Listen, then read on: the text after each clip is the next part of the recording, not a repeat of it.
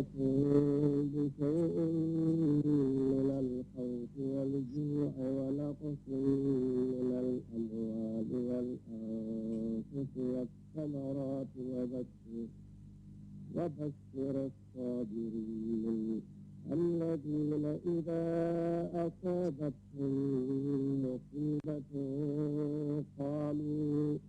قالوا إنا لله وإنا إليه راجعون.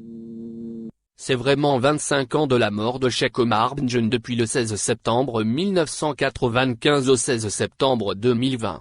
Selon des extraits de sa biographie conservée par son fils dans sa ferme à Gnjur, les ancêtres d'Omar Benjeune étaient originaires de l'ancienne ville malienne de Djenné. Son arrière-grand-père était Abdulrahman Dem qui a étudié à Tombouctou et en Mauritanie avant de s'installer à Ndiassane, au Sénégal, où il s'est marié et a engendré Muhammad Sebani et Muhammad Lamine Tombouctou. Les deux garçons ont été envoyés étudier en Mauritanie et à la fin, Sebani est retourné dans son Djenné ancestral tandis que Lamine Tombouctou a été conseillé par son professeur de s'installer dans le village de Casamance de Binako avec son frère Cheikh Mahfouz.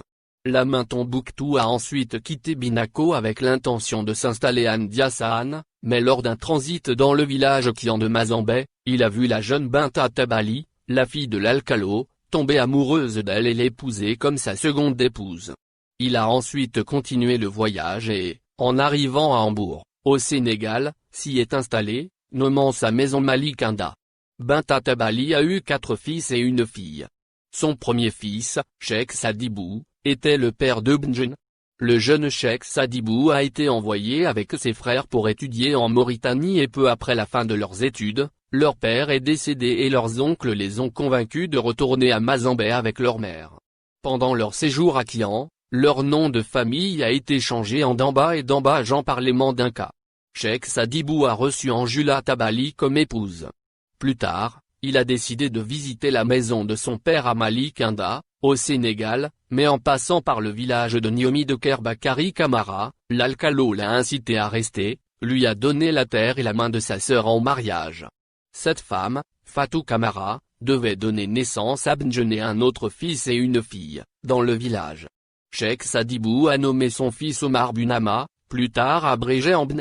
Le jeune Omar a obtenu sa tutelle précoce de Habiblo qu'il a également formé à mémoriser le Coran et l'introduit dans un large éventail de traditions et de mœurs islamiques.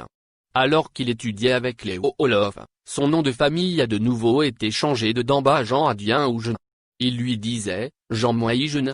Mais je serais vraiment heureux que le monde entier sache que nous sommes d'un mais ils ont commencé à nous appeler ainsi parce que nous ne sommes pas jeunes. Il n'y a pas de crime qui nous appelle jeunes, parce que nous appartenons tous à la famille humaine, mais nous devons respecter nos origines, a déclaré Sansidine, un fils d'Oustas Omar Benjeune au Standard à Gnjur lors de la recherche de cet article. Après avoir terminé ses études au Sénégal, Benjeune a étudié à l'université de Riyad, en Arabie Saoudite et à son retour, a commencé à enseigner l'islam à l'école primaire des Sceaux avant d'être affecté à l'école primaire de Gnjur. La nomination au village côtier de Kombo a plu à Ben parce qu'un voyant lui a dit dans sa jeunesse que c'était le lieu où il rencontrerait son destin et réaliserait son épanouissement. Ben est d'abord resté à Job Kinda, puis transféré à Baro Kinda puis à Darbo Kinda.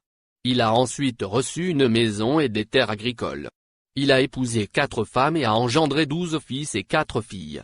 Il a construit un centre islamique et a attiré des étudiants de toute la sous-région. Dans les dernières années de sa vie, sa lucidité d'esprit, sa maîtrise du Coran et sa voix profonde et puissante ont fait de lui le prédicateur islamique le plus recherché en Gambie.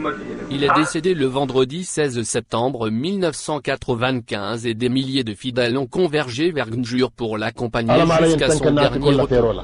Une partie de l'attrait durable de Benjeune est son style de prédication terre à terre et son manque de prétention.